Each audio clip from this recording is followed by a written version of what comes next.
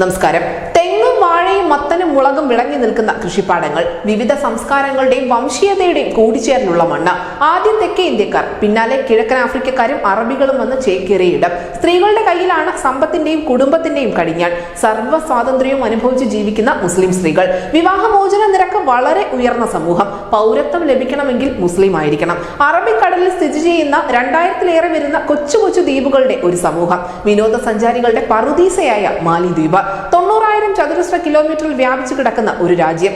ഈ വലിപ്പത്തിൽ 99.6% കടലാണ്. ശേഷിക്കുന്ന ഭാഗത്തുള്ളത് 1192 ചെറുദ്വീപുകൾ. അവിടെ 5 ലക്ഷത്തോളം മാത്രം എത്തുന്ന ജനസംഖ്യ. 2050 എത്തുമ്പോഴേക്കും മാലിദ്വീപിന്റെ കരഭൂമിയുടെ 80% കടലെടുക്കുമെന്ന റിപ്പോർട്ടുകൾ ആ രാജ്യത്തിന്റെ ചങ്കിടിപ്പ് കൂട്ടുന്നുണ്ട്. പക്ഷെ അവർക്കുള്ള ഏക ആശ്വാസം ഇന്ത്യയാണ്. 70 നോട്ടിക്കൽ മൈൽ സഞ്ചരിച്ചാൽ മാലിദ്വീപിലെ ജനതയ്ക്ക് ഇന്ത്യയുടെ സുരക്ഷിത കരങ്ങളിൽ എത്തിപ്പെടാം. അതിന് കേവലം 1 മണിക്കൂർ മതിയാവും. ഇന്നും അവശ്യ വസ്തുക്കളടക്കം മാലിദ്വീപിന് നൽകുന്നത് ഇന്ത്യയാണ്. കാരണം കൊളോണിയൽ ഭരണത്തിന്റെ കെട്ടകാലം നമ്മളെപ്പോലെ തന്നെ അവർക്കുമുണ്ട്.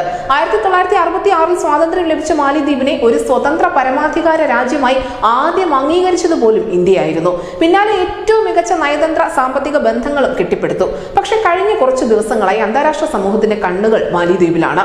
കാരണം അവിടെ നിന്ന് പുറത്തു വരുന്ന വാർത്തകൾ ഇന്ത്യക്ക് അത്ര അനുകൂലമല്ല. ഇന്ത്യ സ്വതന്ത്രമായ നാൾ മുതൽ സ്വന്തം സംസ്ഥാനം എന്ന പോലെ പരിഗണന നൽകി സംരക്ഷിച്ച ആ കുഞ്ഞൻ രാജ്യം ഇപ്പോൾ ഇന്ത്യക്കെതിരെ തിരിയാൻ കാരണം എന്താവും? 30 വർഷത്തിനുള്ളിൽ അപ്രത്യക്ഷമായേക്കാവുന്ന മാലിദ്വീപ് ഇത്രയധികം ഇന്ത്യ വിരുദ്ധത മനസ്സിൽ സൂക്ഷിച്ചിരുന്നുവോ? അതോ ആ മണ്ണിൽ നടക്കുന്ന ഇന്ത്യ വിരുദ്ധ പ്രവർത്തനങ്ങൾ മുൻകൂട്ടി മനസ്സിലാക്കാൻ നമ്മുടെ ഭരണകൂടത്തിന് കഴിയാതെ പോയതാണോ?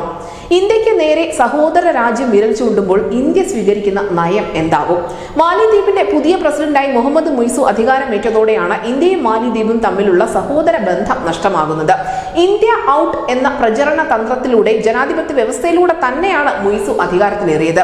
ഈ വസ്തുത കാര്യങ്ങളുടെ ഗൗരവം വർദ്ധിപ്പിക്കുന്നുണ്ട്. മാത്രമല്ല, ചൈനയോട് വല്ലാത്ത കൂറുള്ള രാഷ്ട്രീയക്കാരനാണ് മുയ്സു.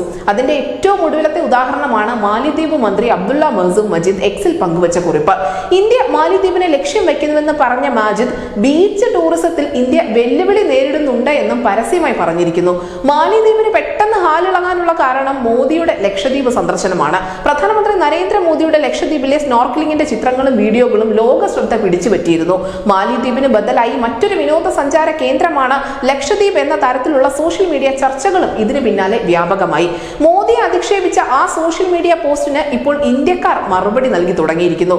ഇന്ത്യയിൽ നിന്നും മാലിദ്വീപിലേക്ക് പോകാനിരുന്നവർ കൂട്ടത്തോടെ യാത്ര റദ്ദാക്കുകയാണ്. യാത്ര റദ്ദാക്കുന്നതായി ടിക്കറ്റുകളും മറ്റു വിവരങ്ങളും ഉൾപ്പെടുത്തിയാണ് സോഷ്യൽ മീഡിയയിൽ പോസ്റ്റുകൾ പലരും ഷെയർ ചെയ്യുന്നത്. ഇതിനു ശേഷമാണ് സോഷ്യൽ മീഡിയയിൽ ബോയ്കോട്ട് മാൽഡീവ്സ് ഹാഷ്ടാഗുകൾ പ്രത്യക്ഷപ്പെട്ടു തുടങ്ങിയത്. അധികം വൈകാതെ ഇത് ട്രെൻഡിംഗ് ആവുകയും ചെയ്തു. ടൂറിസം പ്രധാന വരുമാന മാർഗമായ മാലിദ്വീപിന് ഇത് ഉണ്ടാക്കാൻ പോകുന്ന തിരിച്ചടി ചെറുതാവില്ല. മാലിദ്വീപിന് കിട്ടിയ ഈ പണി നമ്മുടെ ലക്ഷദ്വീപിന്റെ തലവര മാറ്റും എന്ന കാര്യത്തിൽ തർക്കം വേണ്ട.